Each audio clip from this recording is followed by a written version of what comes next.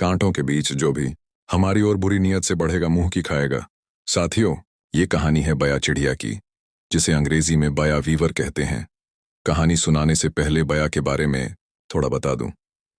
ये हमारे यहाँ पाई जाने वाली साधारण गौरैया से मिलती जुलती छोटी चिड़िया होती है। इसके पंख ज्यादातर भूरे होते हैं, लेकिन पेट और सिर पर पीले बाल होते हैं।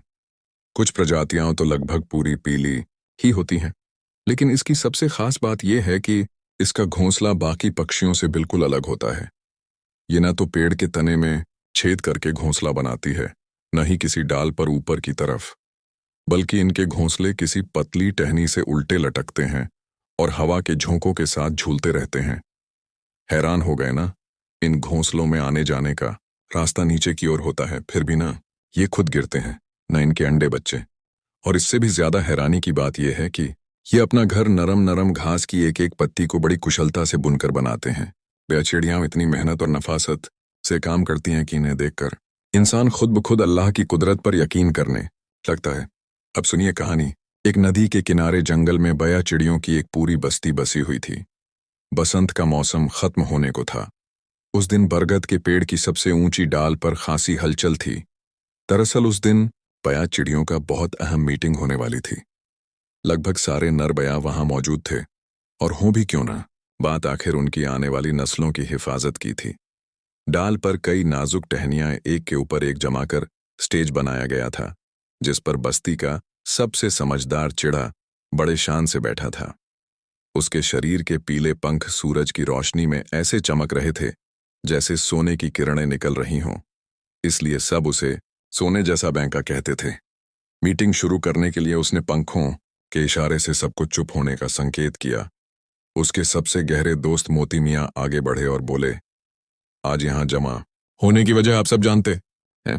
गर्मियां शुरू होने वाली हैं और कुछ ही दिनों में हमें नए घोंसले बनाने शुरू करने हैं। लेकिन पिछले कई सालों से जब भी हम बरगद या शाहबलूत के पेड़ों पर घर बनाते हैं, वो सालिम भालू और चालाक लोमड़ी आकर हमला कर देते हैं और हमारे अंडे बच्चों को हमारी आंखों के सामने हड़प जाते हैं। सभी बया चिड़ियों के मुंह लटक गए। एक चिड़े ने सिहर कर कहा, एक बार तो मेरी जान भी जाने वाली थी। मैं सो रहा था कि अचानक एक जिराफ ने आकर मेरे घोंसले को जोर जोर से हिलाना शुरू कर दिया।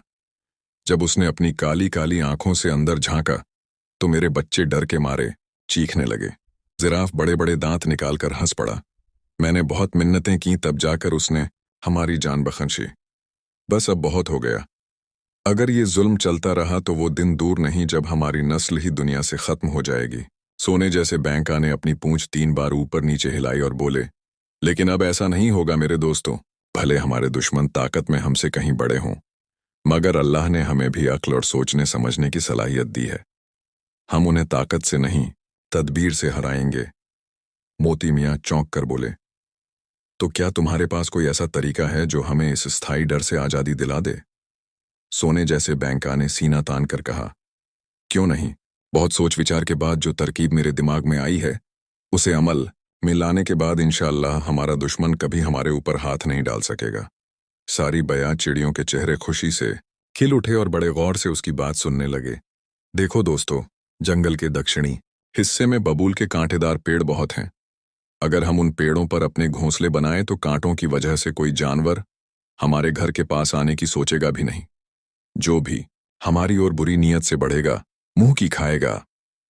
वाह वाह, क्या शानदार तरकीब है। ये जबरदस्त सुझाव सुनकर सारी चिड़ियां उछल पड़ीं।